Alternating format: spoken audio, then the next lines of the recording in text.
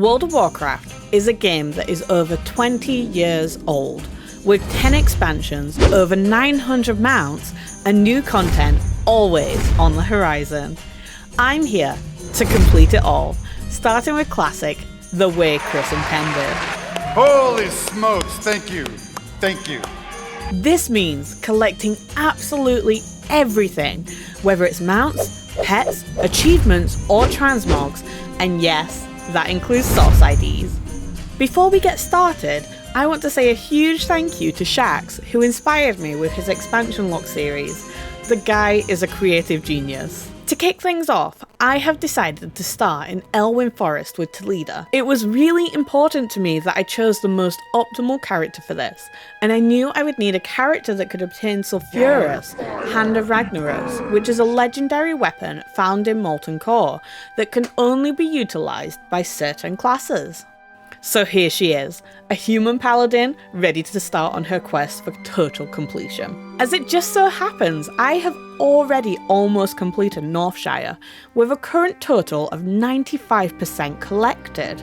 Upon looking into this further, I realised I was simply missing a few vendor items, which meant I just needed enough copper to buy every piece.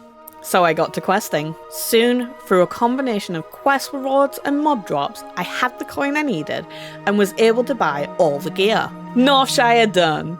Easy, right? Wrong. Upon reaching Elwynn Forest, I realised I had done a lot of the quests already when obtaining Lawmaster a few years back. This means most unobtained items actually come from raids or dungeons, which I can't access until level 15 at least. So I needed to quest some more. It wasn't long after that I realised I had looted some burnt leather breeches that I hadn't yet collected. It turns out, even though I had technically completed Northshire, there were still transmogs that I didn't have yet. The only difference is that they were world drops, meaning they could drop from multiple mobs across Azeroth. This means we may actually need to return to Northshire at some point in the future. When I finally made it to Goldshire, I figured it would be worth picking up some professions. So you can see me here, realising that jewel crafting is the one profession that I have 0% on, meaning I haven't collected anything, and that it would probably be the best profession to level. I realise this isn't actually the best profession. The best profession for me currently would be a blacksmith, as I will need a level 300 blacksmith to forge Sulfuras. But never mind that, we'll cross that bridge when we come to it. I also picked up mining so that I could pick up jewel crafting materials along the way, as well as cooking and fishing. A few transmogs and a lot of quests later, I hit level 15. I was so excited to start running dungeons, I abandoned all my quests and fled to Stormwind, so that I could create stunning jewellery whilst waiting for my queue to pop, except there was one tiny sort of gigantic issue. There is no way to run classic dungeons. I tried talking to Chromie several times, but no matter what I did, I could not access the Dungeon Finder queue for classic.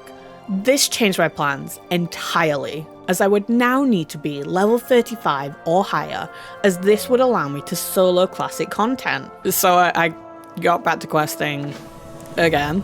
It was around this point I realised I would also need a Horde character to make running Ragefire Chasm that little bit easier. I didn't really fancy taking poor Toledo deep into enemy territory just for the chance at a few drops. So I created Mazoga, an orc warrior who would help me access Horde content without risking Toledo's life. Westfall, the land of poverty? You know what's really great about Westfall though? It's this specific question right here. The one that takes you into a dungeon. A dungeon that you can't currently access through Dungeon Finder. Well, I suppose Edwin Van Cleef was right. None may challenge the Brotherhood. At least I got a sick transmog though, and thankfully, that wasn't the only one. Between world drops and rares, I managed to add a couple more items to my collection. I did also try to buy some from the travelling vendor Antonio Pirelli, who frequents Elwynn Forest, Redridge, Darkshire and Westfall, but it seems he didn't really want to talk to me. I mean, he literally vanished into thin air. Talk about being ghosted. It was a bit frustrating because the items he sells are limited, meaning I'll probably have to check his stock a few times because he's not guaranteed to be selling them. Fortunately, the game made up for it with plenty of drops from both regular mobs and rares. I even managed to pick up a leatherworking pattern whilst questing in Redridge, and whilst I can't use that now, it will definitely come in handy later. After 6 long hours of questing, I finally made it to level 35. But before I did anything else, I wanted to see if I could find Antonio I Don't Like People Pirelli. Unfortunately, after a full loop of his normal route, he was nowhere to be found.